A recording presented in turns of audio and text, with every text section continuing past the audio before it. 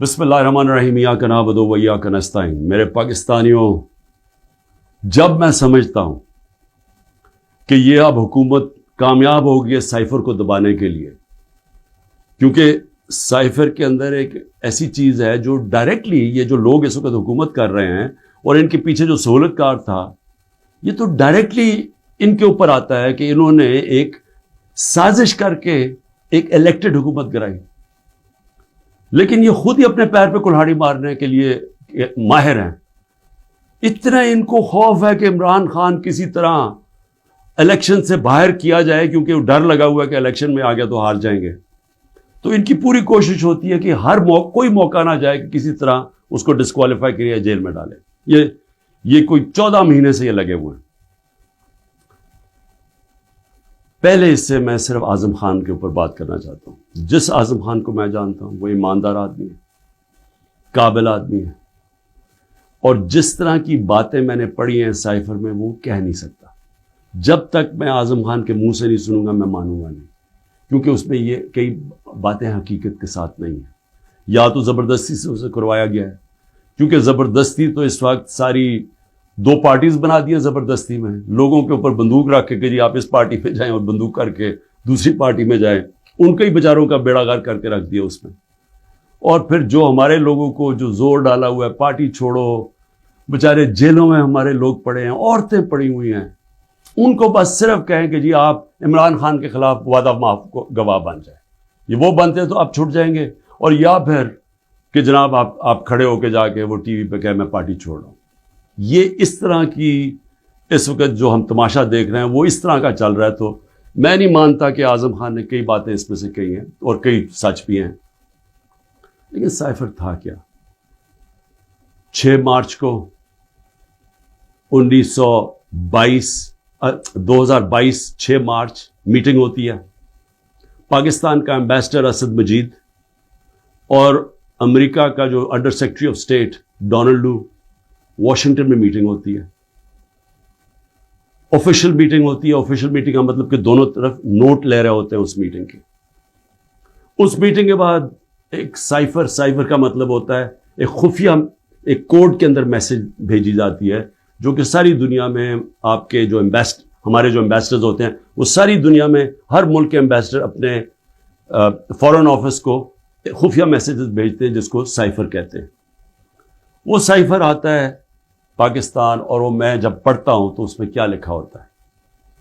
Cipher میں 2 مین چیزیں ہیں، باقی تو اور بھی چھوٹی موٹی چیزیں ہیں۔ سب سے بڑی چیز لکھی ہوتی ہے کہ جی عمران خان کو آپ نے عدم اعتماد کی ووٹ میں پاکستان کے پرائم منسٹرشپ سے ہٹانا ہے۔ اور ایک اور چیز لکھی ہوتی ہے کہ عمران خان نے اکیلا فیصلہ کیا کہ روس جانے کا۔ آپ کو پتہ ہے روس، اور تب تک جنگ شروع ہو چکی تھی روس کی یوکرین میں، تو عمران نے اکیلے نے فیصلہ کیا، جبکہ اسد مجید ہمارے ایمبیسڈر کہہ رہے ہیں کہ نہیں، عمران خان نے اکیلا فیصلہ نہیں کیا، یہ سب سٹیک ہولڈرز نے مل کے فیصلہ کیا تھا۔ لیکن جس طرح وہ بات کرتا ہے، اسد مجید، سلام کرتا ہوں میں اپنے ایمبیسڈر کو، وہ کہتا ہے اس کے بعد جو مجھے میسج کہ ان کے خلاف آپ کو پروٹیسٹ کرنا چاہیے، ڈیمارش کرنا چاہیے کہ اس نے بڑی غلط زبان استعمال کی ہے۔ غیرت مند ڈپلومیٹ ہمارا، لیکن وہ غیرت یہاں نہیں جاگتی جب وہ یہاں پہنچتا ہے۔ سائفر جاتا ہے آرمی چیف کے پاس بھی، فورن آفس میں بھی، میرے پاس بھی آتا ہے۔ میں جب وہ دیکھتا ہوں میں حیران ہو جاتا ہوں کہ اس کی جرت کیسے پڑی ہے لکھنے کی، یہ کیسے کہہ سکتا ہے؟ اور پھر جب میں یہ دیکھتا ہوں کہ یہ کہہ رہا ہے ایک ایمبیسڈر کو کہ اپنے پرائم منسٹر کو آپ نے ہٹانا ہے، تو پھر میں دیکھتا ہوں کہ یہ میرے لیے تو نہیں ہے، ایمبیسڈر تو مجھے جواب دے ہے، تو مجھے کون ہٹا سکتا ہے؟ پاکستان میں مجھے کون ہٹا سکتا تھا؟ ایک ہی آدمی، جنرل باجوہ۔ سائفر تو جنرل باجوہ کے لیے ہے، اس نے بھیجا ہے۔ تو مجھے وہاں سے پہلے سے ہوتا ہے کہ اب تک ہمیں لوگ کہہ رہے ہیں، مجھے خبریں آتی رہتی تھیں کہ جناب فیصلہ ہو گیا آپ کی گورنمنٹ ہٹانے کو، مجھے رپورٹ آ رہی رہتی ہے, IB والے مجھے آ کے بتاتے تھے کہ جی دیکھیں شہباز شریف کی خفیہ میٹنگز ہو رہی ہیں, بیچ میں ان کے لوگ پڑے ہوئے ہیں, جنرل باجوہ کی کوئی فادر ان لا ان کے گھر میٹنگز ہو رہی ہیں. یہ ساری مجھے خبریں آ رہی تھیں. لندن کسی کو بھجوایا جا رہا ہے. تو میں مانتا نہیں تھا. میں جنرل باجوہ کو جب ملتا تو وہ کہتے تھے ہو ہی نہیں سکتا, ہم تو کنٹینیوٹی چاہتے ہیں. اور میں بھی اپنے آپ کو ہوتا ہوں کہ میں مان جاتا تھا. لیکن جب یہ سائفر آیا تو تب مجھے ہوا کہ یہ تو اس کے بغیر ہو ہی نہیں سکتا. پھر سے کہ کون پرائم منسٹر کو ہٹا سکتا ہے سوائے ایک آدمی کے جس کے پاس پاور ہے پاکستان میں. تو پاور ادھر ہی ہے, سپر کنگ ہے, سب پوچھنے والا کوئی نہیں ہے, لیکن پاور ہی پاور ہے. اس کے بعد اگلے دن عدم اعتماد اسمبلی میں ٹیبل ہو جاتی ہے اور ایک دم ہمارے لوگ ہلنا شروع ہو جاتے ہیں. اور پھر ہمارے اتحادی وہ بھی ایک دم ہمارے سے خوش نہیں ہوتے. لیکن یہ یاد رکھیں کہ یہ ٹائم کون سا تھا. یہ وہ ٹائم تھا جب پاکستان کی اکانومی 17 سال میں سب سے بہتر امپروو کر رہی تھی. اکنامک سروے اٹھا کے دیکھ لیں آپ, سارے اکنامک انڈیکیٹرز دیکھ لیں, ہم بڑے مشکل وقت سے نکلے تھے. بینکرپٹ اکانومی ملی, 2 سال کرونا آ گیا. دنیا نے تعریف کی کہ پاکستان وہ ملک ہے جو ٹاپ 3 ملک ہے جنہوں نے سب سے بہتر کرونا, اتنی بڑی وبا, اتنے بڑے کرائسس سے ڈیل کیا. جبکہ ہندوستان میں تباہی آئی, ایران میں تباہی آئی, ساتھ والے ملک. پاکستان کی تعریف دنیا کرتی تھی. وہ ایک امریکہ کے اندر جو فائنینشیل ایڈوائزر تھا ٹرمپ کا, میرا وہ کہتا ہے کہ اگر پاکستان کا جس طرح کرونا پہ پاکستان نے ڈیل کیا, اگر امریکہ کرتا تو 10 کھرب ڈالر کا امریکہ کو بچتا تھا. تو ادھر سے نکلے, اکانومی گرو کر رہی ہے, انڈسٹری گرو کر رہی ہے. تو ایک دم یہ عدم اعتماد کدھر سے آ گئی. تو جس کو میسج دی تھی اس نے اپنا کام شروع کر دیا, ایجنسیز نے کام شروع کر دیا, ہمارے لوگوں کو میسیجز آنی شروع ہو گئی کہ جناب ISI کے لوگ ایکٹیو ہو گئے. مجھے جب آیا, میں جنرل باجوہ کے پاس گیا, میں نے کہا آپ کا لاہور والا جو آدمی ہے وہ ہمارے MNS کو کہہ رہا ہے کہ ہم نے ہاتھ اٹھا لیا ہے, اب آنے والی گورنمنٹ دوسری ہے, یہ شہباز شریف کی. میں جنرل باجوہ کو اچھا اس نے کہا ہے, میں ابھی اسے فارغ کرتا ہوں. تو یہ ڈرامے ہمارے سے ہوتے رہے, پیچھے سے پورا پلان بنا ہوا تھا. اچھا میں نے پہلے تو میں یہ کہوں کہ مجھے اتنا شرم آئی, مجھے پاکستانی ہوتے ہوئے میں آپ کو سچ بتانا چاہتا ہوں, مجھے شرم آئی کہ اس کی جرت کیسے ہوئی کسی چھوٹے ایک آفیشل کی کہ جو ہمیں اتنی بڑی دھمکی دے دے اور ایمبیسڈر کے ذریعے میسج بھجوائے کہ پرائم منسٹر کو ہٹا دو. لیکن اس کی غلطی نہیں تھی. شرم یہاں نہیں آ رہی تھی. جن لوگوں کی ذمہ داری تھی کہ قوم کی حفاظت کرنا, جس آدمی کی کہ قومی وقار کو بچانا, قومی غیرت, وہ ساتھ ملا ہوا تھا. اس نے ان کے, یعنی یہ سارا پلان ادھر سے شروع ہوا تھا. اور میں صرف اپنی قوم سے یہ کہنا چاہتا ہوں کہ دیکھیں, یہ یاد رکھیں کہ اب ایک چیز سمجھیں, جب اگر میں جنرل باجوہ کی تنقید کر رہا ہوں, اور یہ میں سارا ثابت کر سکتا ہوں کیونکہ مجھے پتہ ہے ساری چیزیں میرے اندر, ایک ایک چیز مجھے یاد ہے ہوا کیا, اس سے پہلے بھی اس کے بعد بھی. میں پاکستان کی فوج کی تنقید نہیں کر رہا, میں ایک آدمی کی کر رہا ہوں جو غلطی کی جس نے. یہ ہم بہت بڑا ظلم کر رہے ہیں اپنے ملک سے کہ ہم جنرل فیصل نصیر, مجھے پہلے سے پتا تھا کہ میرے اوپر, میں 6 ہفتے پہلے سے لگا ہوا تھا کہ مجھے انہوں نے قتل کرنے کی کوشش کر رہی ہے اور دینی انتہا پسند کے نام. میری جلسوں کے اندر تقریریں تھیں. تو جب میرے اوپر اٹیمپٹ ہوتا ہے اور میں FIR لگواتا ہوں, مجھے پتا تھا کہ یہ پیچھے سب سے یہ تھا, ماسٹر مائنڈ تھا.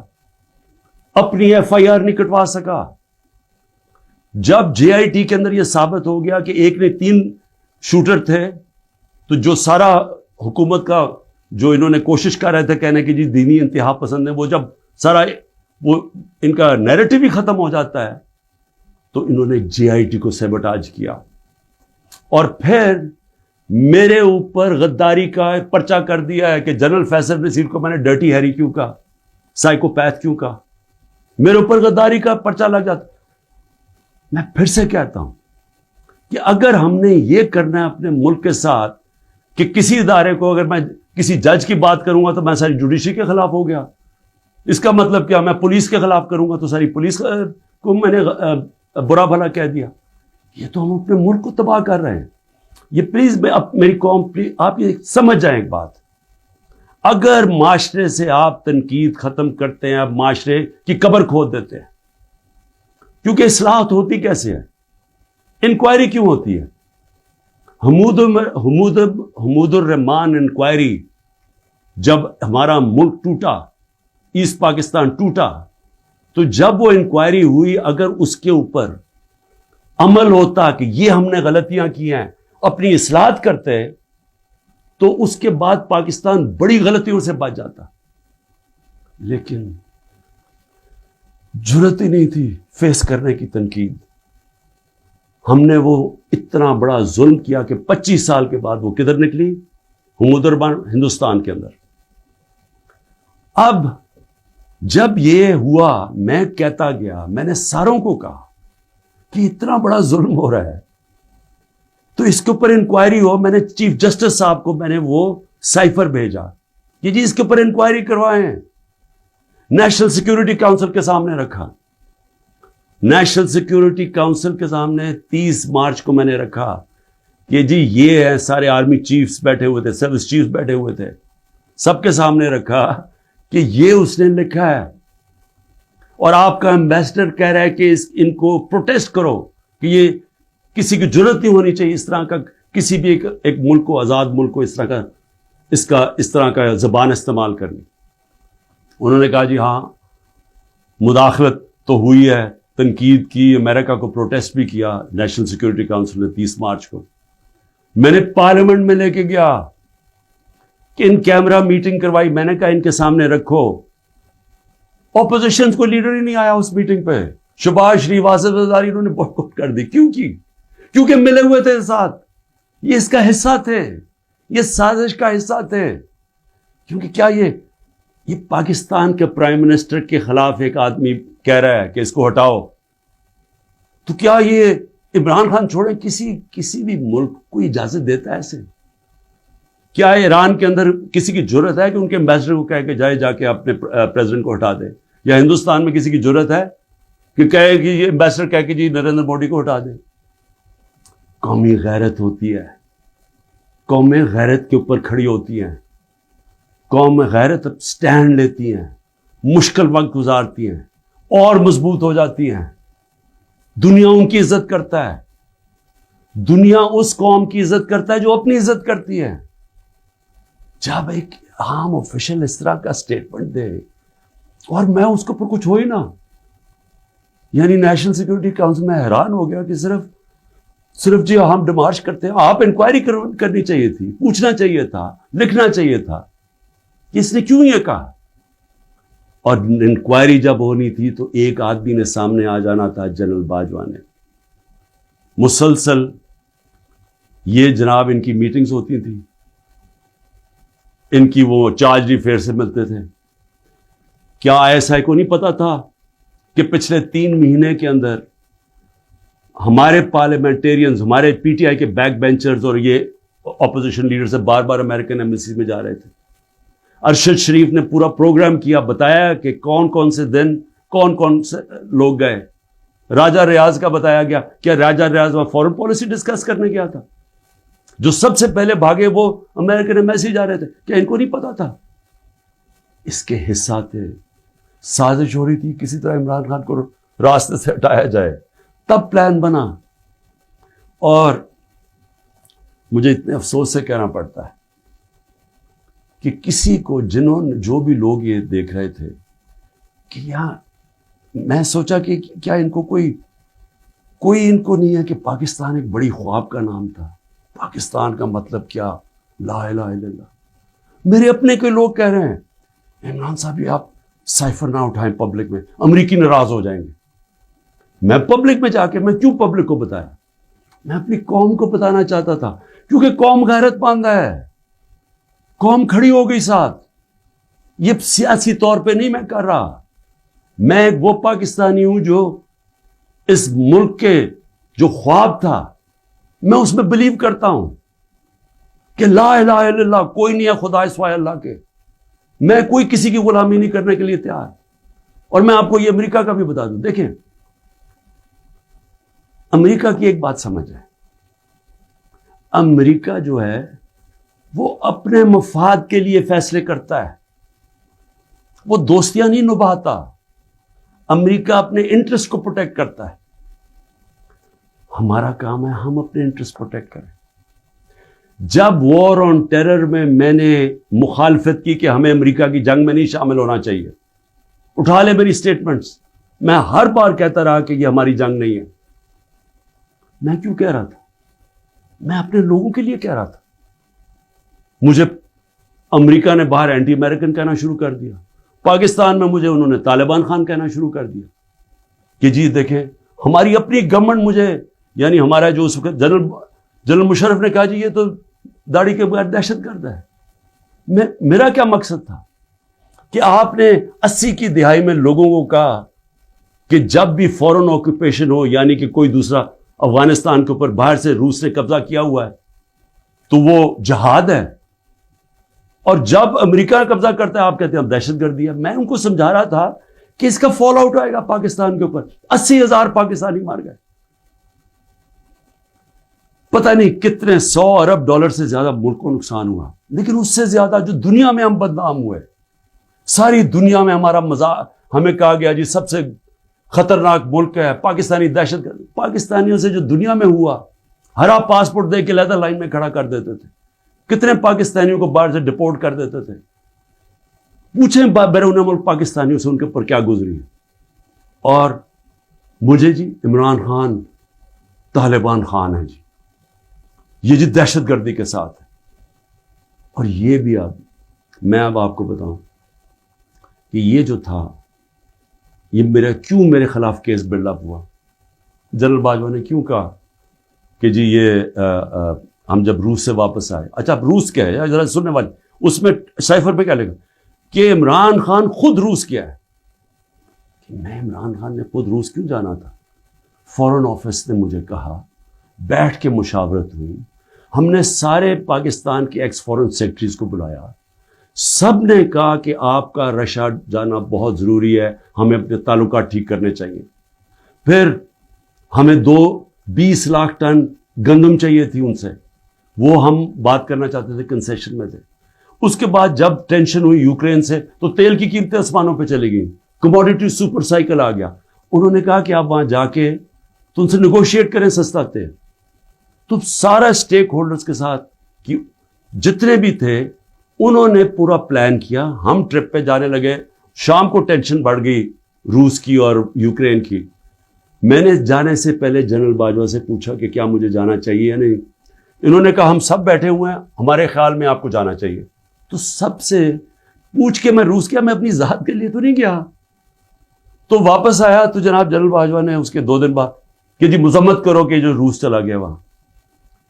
فورن آفس ہی بیٹھا، ہمارے مین لیڈرز بیٹھے ہیں، ہم نے کہا کہ ہندوستان تو مذمت نہیں کر رہا، وہ تو ان کا اسٹریٹجک ایلائی ہے، وہ تو نہیں کر رہا، ہم کیوں کریں؟ اور ہم ان سے ڈیل کر کے آ گئے تھے سستا تیل پہ اور سستی گندم پہ۔ اس کے بعد جا کے ایک نیشنل سیکیورٹی کا سیمینار ہو رہا ہے، جنرل باجوہ بیٹھ کے کہتا ہے جی عمران خان ہم روس کی سخت مذمت کرتے ہیں، گورنمنٹ کی پالیسی کے خلاف جا کے سٹیٹمنٹ دے دیتا ہے۔ اس کے بعد حسین حقانی کی ٹویٹ آتی ہے، وہ کہتا ہے جنرل باجوہ پرو امریکہ ہے اور عمران خان اینٹی امریکہ ہے۔ بعد میں ہمیں پتہ چلتا ہے کہ ہم نے $30,000 دے کے حسین حقانی کو جنرل باجوہ نے ہائر کیا ہوا تھا ہماری گورنمنٹ کے دوران۔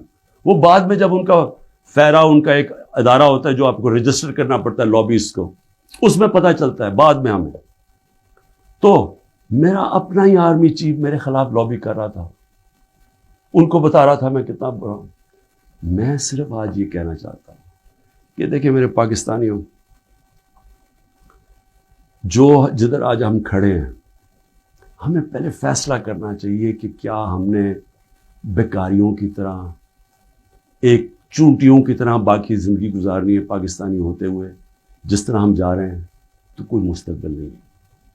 کیا ہم نے خوددار قوم کی طرح لا الہ الا اللہ جس کا نعرہ تھا، ایک خوددار قوم، لا الہ الا اللہ غیرت دیتی ہے انسان کو، ایک چھوٹے سے انسان کو بڑا انسان بنا دیتی ہے۔ ہم ایک دنیا کے عظیم لیڈر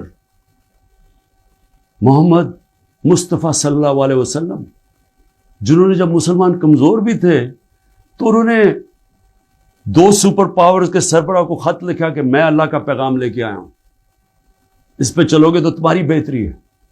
خوددار، اللہ سے صرف ڈرنے والے لوگ، ہمیں یہ کیا بنا دیا انہوں نے کہ جی اپنا ہی ملک کا آرمی چیف ان کو لکھ رہا ہے کہ جی دیکھیں عمران خان یہ اینٹی امریکن ہے۔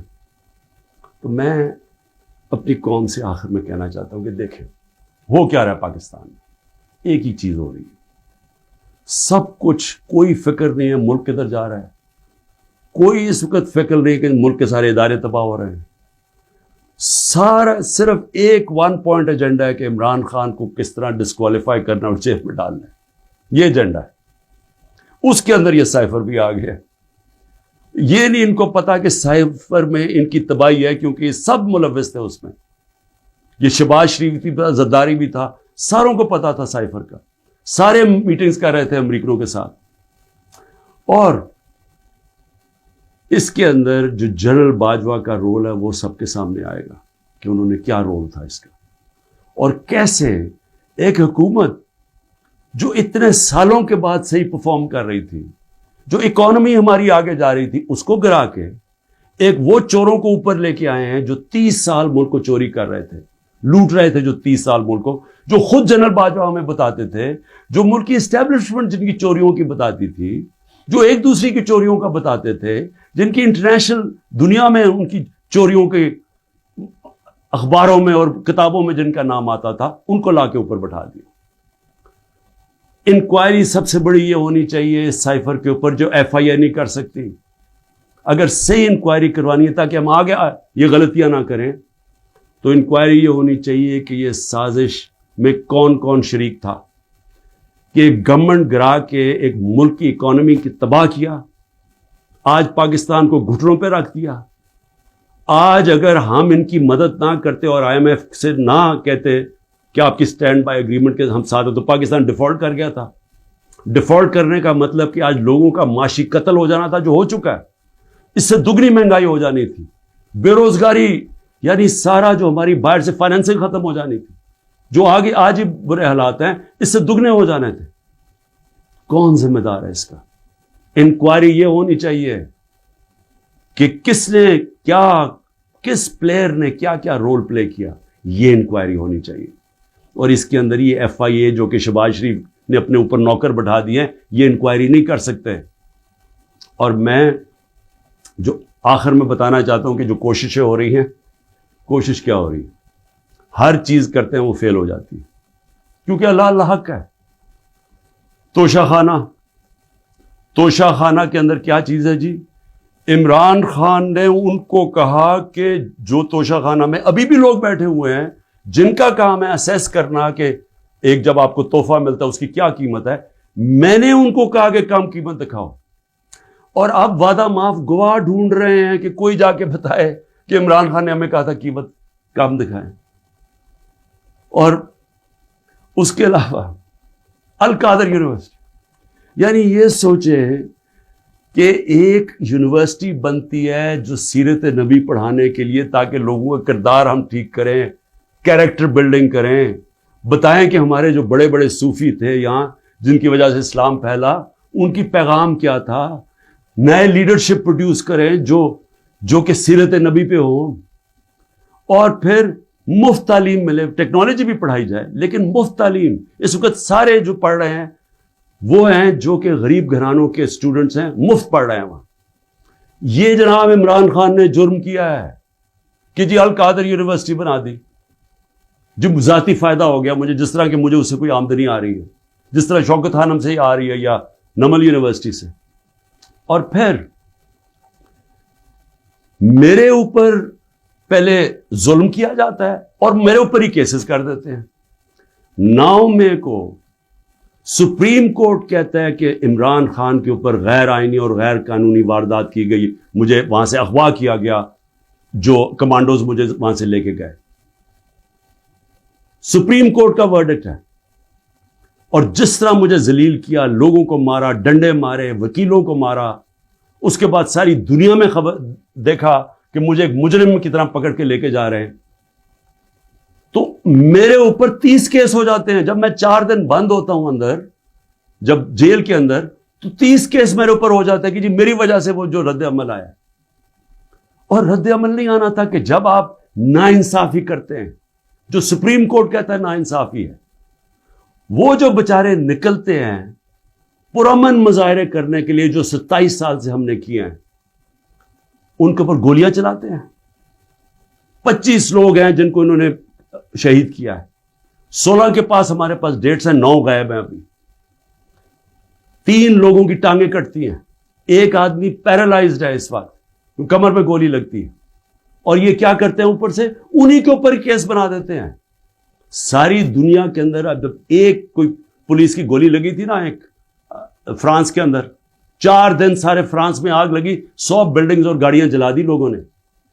تو کوئی پوچھ نہیں رہا کہ آپ پاکستانی نہیں تھے. اور 100 لوگوں کو گولیاں اور لگتے ہیں، اور جن کو ایک کو جس کو گولی لگتی ہے، ٹانگ کٹ جاتی ہے، اس کو پکڑ کے جیل میں ڈال دیتے ہیں. یہ کسی ملک میں اس طرح ہوتا ہے؟ یہ ظلم ہوتا ہے. اور پھر ضلع شاہ کا قتل ہوتا ہے، عمران خان کے اوپر قتل کا کیس ڈال دیتے ہیں. بعد میں جب پتہ چلتا ہے تشدد ہوا اس کے اوپر 26 جگہ، تو پھر کہتے ہیں ایکسیڈنٹ میں، پھر بھی میرے پہ کیس ڈال دیتے ہیں. کوئٹہ کے اندر ایک سارے کوئٹوں کا پتہ ہے، ذاتی دشمنی پہ ایک وکیل مارا جاتا ہے، عمران خان کے اوپر 302 قتل کیس ہو جاتا ہے. میں سوال یہ پوچھتا ہوں کہ کیا قوم یہ ناانصافی نہیں دیکھ رہی؟ اور یہ جو نظام آپ کر رہے ہیں، یہ سمجھ رہے ہیں کہ یہ بہت بڑا کوئی ڈنڈے مار کے اور خوف سے لوگوں کو اپنی طرف لے آئیں گے، یا لوگ ووٹ کسی اور کو دے دیں گے. یہ انسان ہے، یہ بھیڑ بکریاں نہیں ہیں.